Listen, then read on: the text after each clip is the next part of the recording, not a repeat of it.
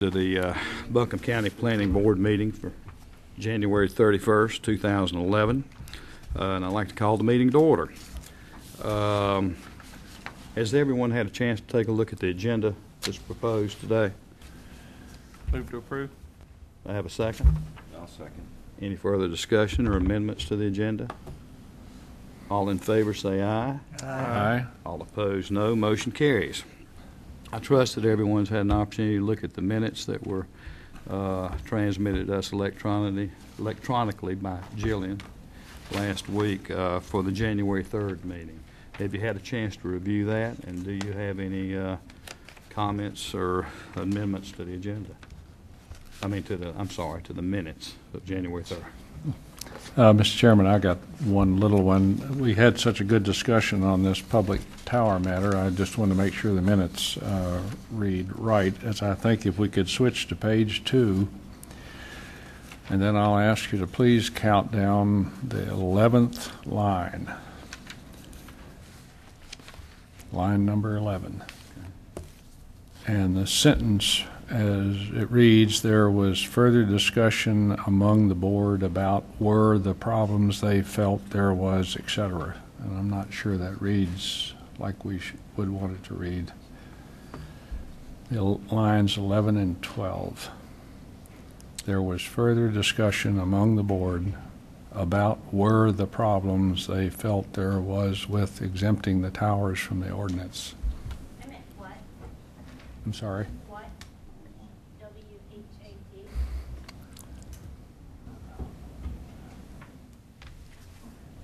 I'm not sure I understand what she said. And how should it read again? There was, Read the whole phrase, please. there was further discussion among the board about what the problems they felt What there the problems, okay. there was with exempting the towers from the ordinance. Thank you.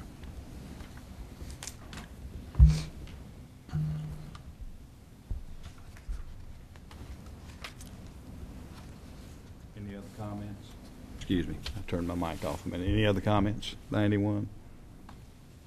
I have a motion to approve as amended by Mr. Sackler. So moved. Okay. Second. Any other discussion? All in favor say aye. Aye. All opposed, no. Motion carries. The next item on our agenda is the discussion of public safety communication towers, which has been ongoing, I think, since early November.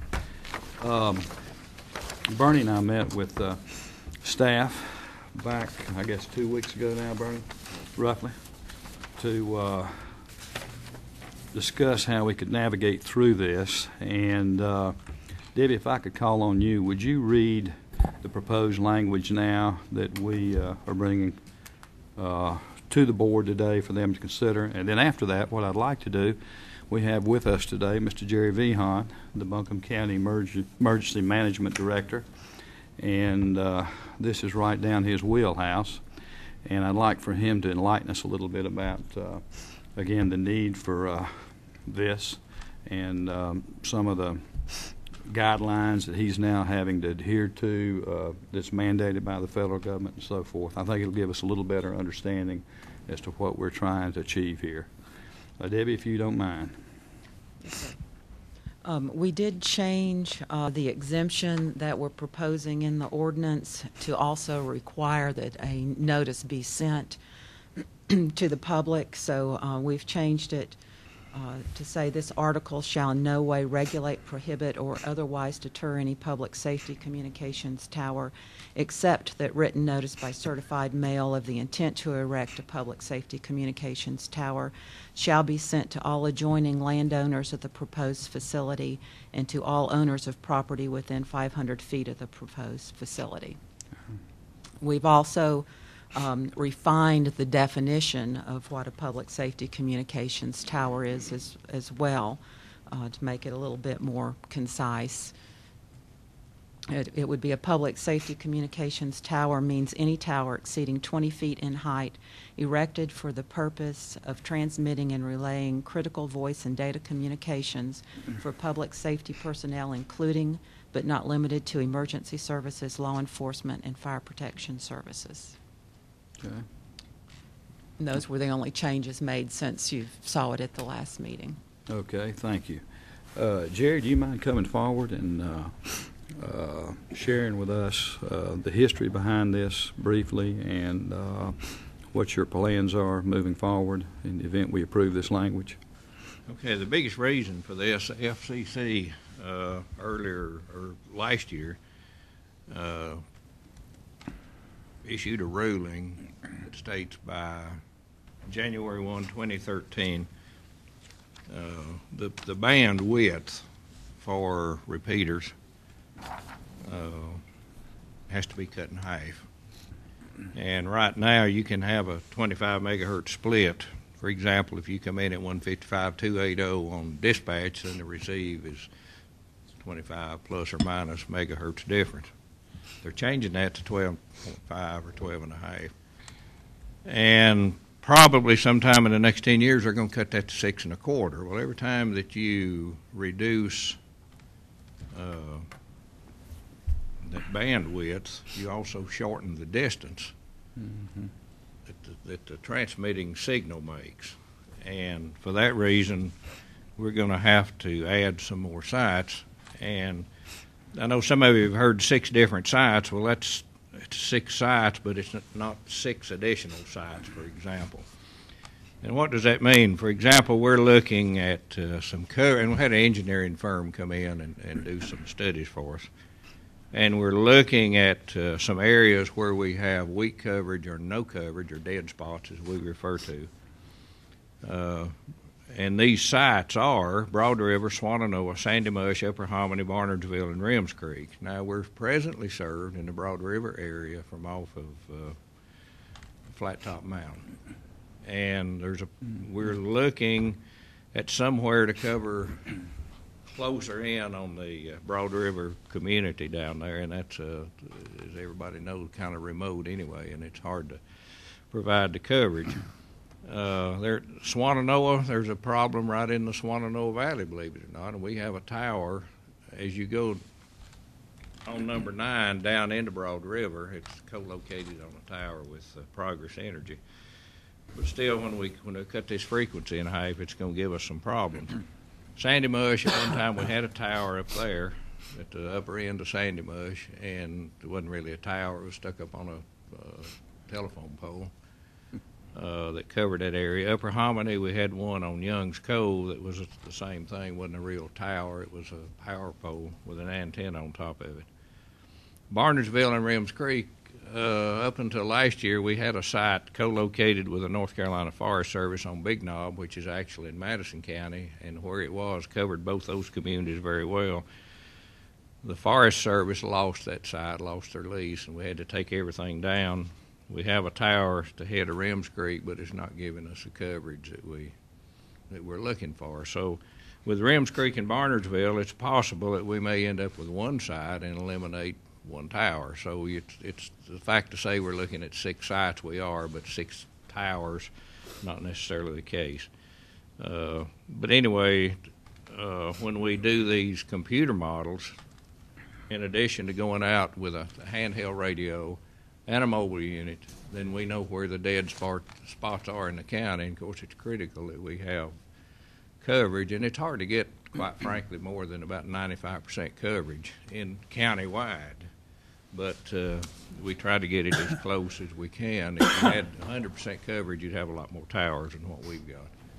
But it's very expensive to put up these sites anyway. So that kind of in a nutshell is what the reason that we are having to add more sites. And if we can co-locate those with another entity, then of course we do that. But in all cases, we're not talking about a real tall tower anyway, depending on where that site is. And we don't have a lot of variance on where we can put these towers. If the computer models and our field testing shows that we need something for a particular area, then that's pretty much what we're limited to. Is it true that some of these towers, and maybe you said it a little differently than what I was hearing, but is it true that some of these towers are really going to be at the same location, a lot of them, that they are now? It's possible. When you look at Broad River and Swannanoa, there's a tower up on High Windy, for example, and it could be possible that we could use that. We just, we're still studying some of that to find out. But if it's where we can use the existing site, and maybe to answer your question a little better, we have a site down on the county landfill. And what we're going to do, it's a 100-foot tower. We're going to increase the height of that tower to give us more coverage rather than add another site. But where that is, it's not. I doubt if any of the neighbors can even see that tower.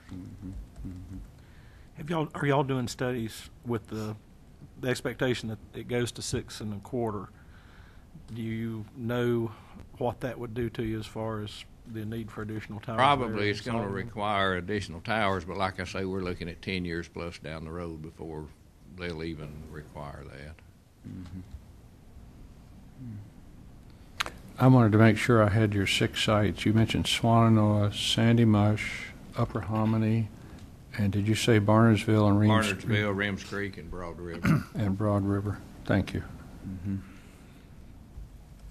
Did you say something about Flat Top Mountain? We've got a site on Flat Top. You already got one there. Yeah. We got a site in Black Mountain off of number 9. We've got Flat Top. We've got Busby. We've got the landfill. And we've got one at the head of Reems Creek.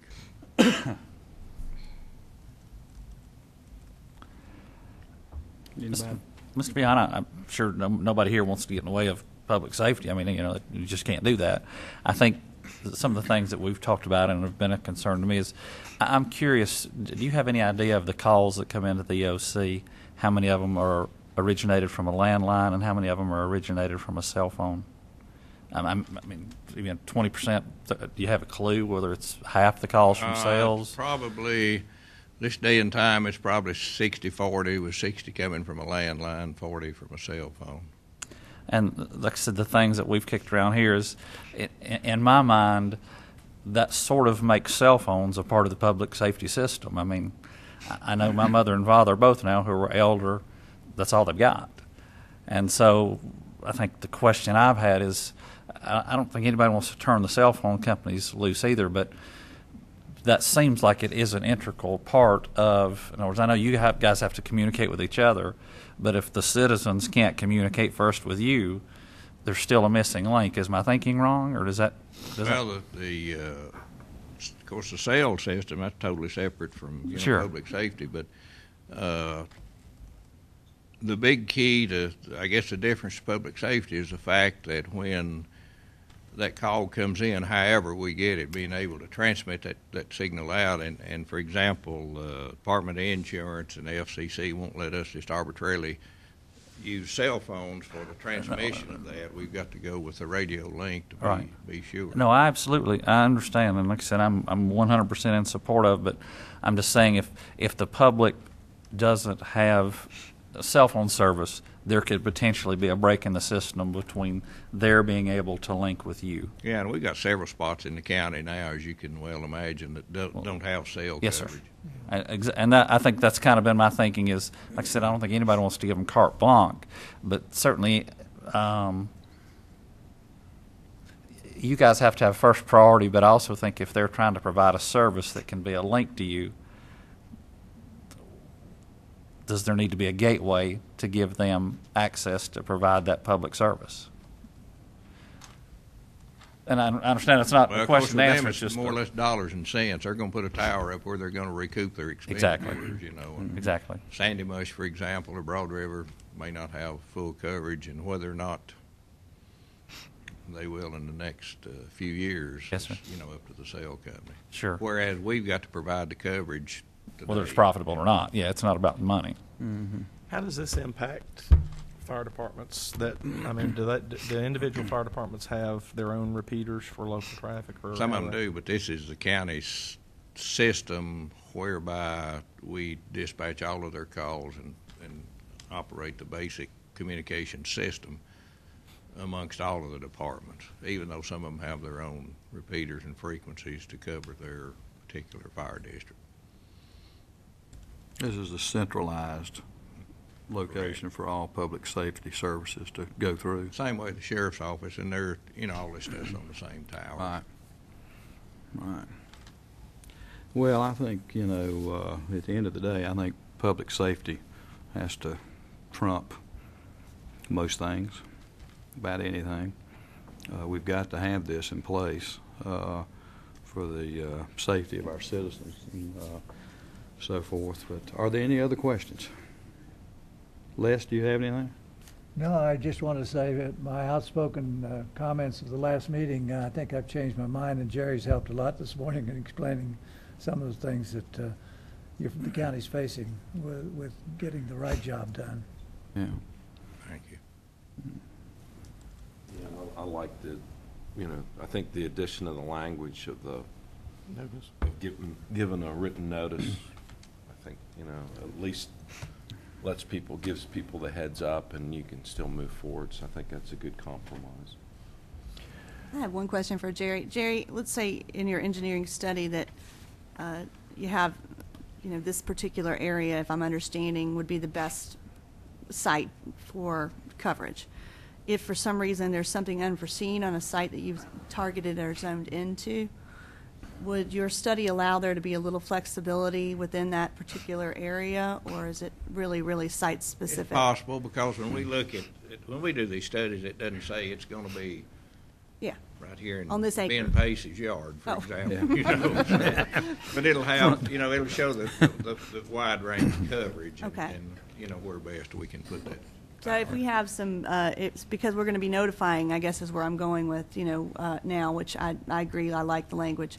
If you had some community, folks that came to you with maybe something that, the engineers didn't know that was specific to that area, would there be an ability to be a little flexible on moving that, or, Oh, yeah. Once we identify that site, Mm-hmm. and I guess Barnardsville and Rims Creek's a good example. That ridge line between Barnardsville and Rims Creek, solid granite, and radio signals won't go through that, and that's part of the problem we got now. So, we look at something until we actually say, here's where we'd like to put this on this particular piece of property. Then we go up and do field testing to make sure it's going to work before we ever stick an antenna up in the air. Okay. Thank you. Anything else? Joe, do you have anything? I too like the wording better in 78-580. I'm wondering if we shouldn't have a time frame, though, like 30 days or 60 days, that the notification should go out to the citizens. Well, 30 days from what? Well, that's the thing. I mean, he's part of the process is acquiring the property, I suspect, and getting it, optioning it first, I imagine, and then doing your due diligence, like your field testing and whatever. And It's just that if citizens wanted to say something to somebody and we don't allow them that conduit right now, shouldn't they have some kind of reasonable time? Right now, it could go out the day before they put the blade in the dirt. yeah, I see what you're saying. Do you have a suggestion?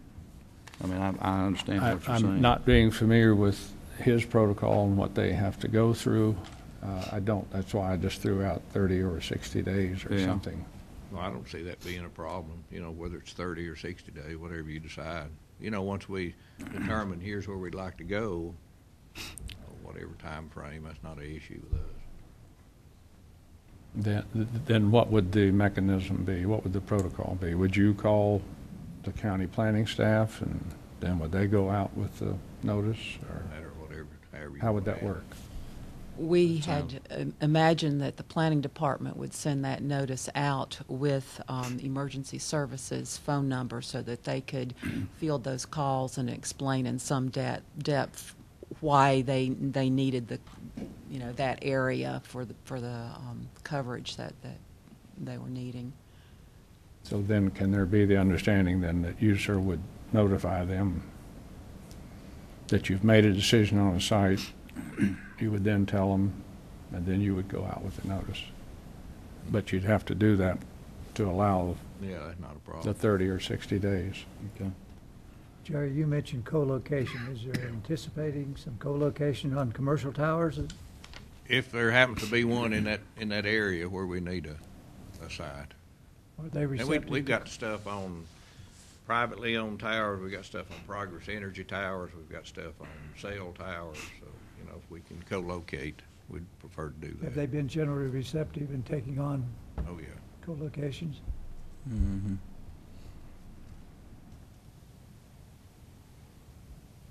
Okay. I don't know whether you want to try to change the wording or not. I think it sounds like the I don't want- protocol's in place. to I don't want to change the wording. Yeah. I just would like to see a Understanding. that- 30 days or something Yeah. put in there. I think everybody's on board with that. It's 30 days, okay? Yeah. Let's go with 30. Let's go with 30 on the thing. Okay. Josh, you got anything? Okay. Do I need to put that in a motion? Yeah. Yeah, we need a motion. Then I would make a motion to amend section 78-580 exemptions as drafted to include No. 30-day notice. The wording could be shall be sent. I may need help from you, sir. We're going to send it 30 days out 30 days prior prior to, The to purchasing a site or whatever, okay. the telecommunication towers ordinance has it, the notification sent out 30 days prior to pulling a building permit. Oh, okay. Okay, Okay, so we got it Cool. covered anyway. yeah, Okay. would read the same. Good. Okay. Thank you, Deb. So there's a motion. So there's a motion to approve the language as presented? Or is that- Well, that piece are we is in saying we don't place? have to, we don't have to put the 30 Yeah. days in there? Excuse So- me? So when you say the communications regulation, it requires a 30 days notice. Yes. Does it read the same adjoining landowners within 500 feet and so on? It does. It does.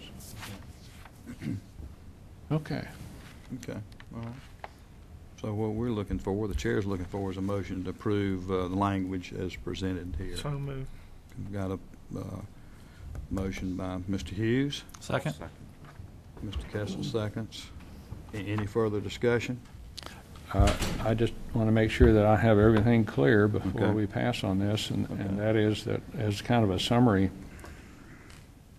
what this proposal says is that that no commercial radio or television communications towers are allowed in the protected ridge overlay district. Is that a true statement? It is. Okay. Secondly, that commercial radio and TV telecommunication towers are allowed in the steep slope overlay district and in the general permitted use table elsewhere. Is that true? They're permitted or conditional uses in certain Yeah, districts. all conditional use, yeah. As indicated, other than the open use permitted.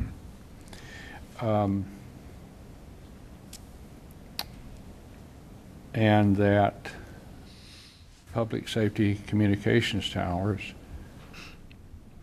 are permitted anywhere, and that there's not an approval process for them. Those towers would be permitted. Okay. Thank you. Okay. Any further discussion? Okay. Having heard none, all in favor, say aye. Aye. All opposed? Motion carries unanimously. Thank you, Jerry. Appreciate it. Thank you. Appreciate your time. So we will advertise this with the added 30-day change for you to hold a public hearing, and then it will go on to Board of Commissioners. Okay. Okay, the next item on our agenda today is public comment. No public comment. Patty? Okay. Let's see. How long, is that a record? That's got to be the record. It's dead on 10 o'clock. Okay, do I have a motion to adjourn? So moved. Second? Second. Okay. All in favor, aye. Aye. Hereby adjourned. Thank you very much, and we'll look forward to an active February. You got time to go cut some wood.